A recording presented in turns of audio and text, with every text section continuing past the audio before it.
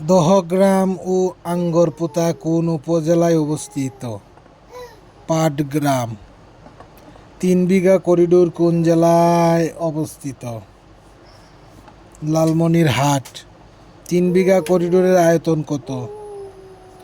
178 metre into 85 metre.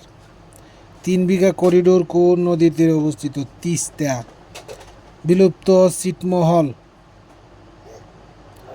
দাসিয়ারচরা কোন জেলায় অবস্থিত?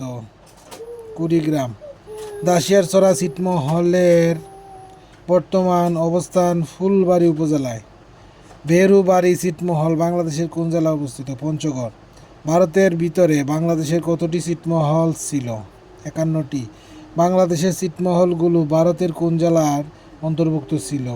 জলপাইগুড়ি এবং কোচবিহার। আচ্ছা, এখানে লাগছে আঞ্চলিক ভৌত পরিবেশ।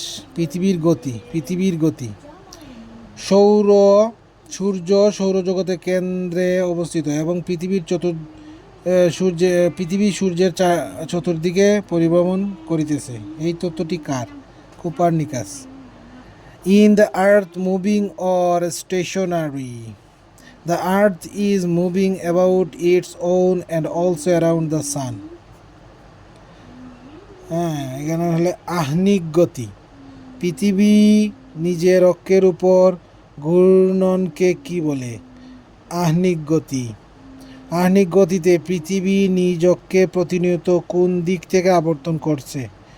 পশ্চিম থেকে পূর্বে।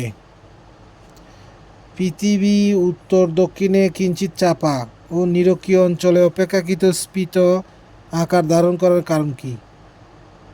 অবিরাম আবর্তন। পৃথিবীর আহ্নিক গতির ফলে সৃষ্টি হয় কি? দিবারাত্রি সংগঠন। কোনটি না থাকলে পৃথিবীর অর্ধাংশে চিরকাল দিন ও বিপরীত অর্ধাংশে চিরকাল রাত থাকত? আহ্নিক গতি।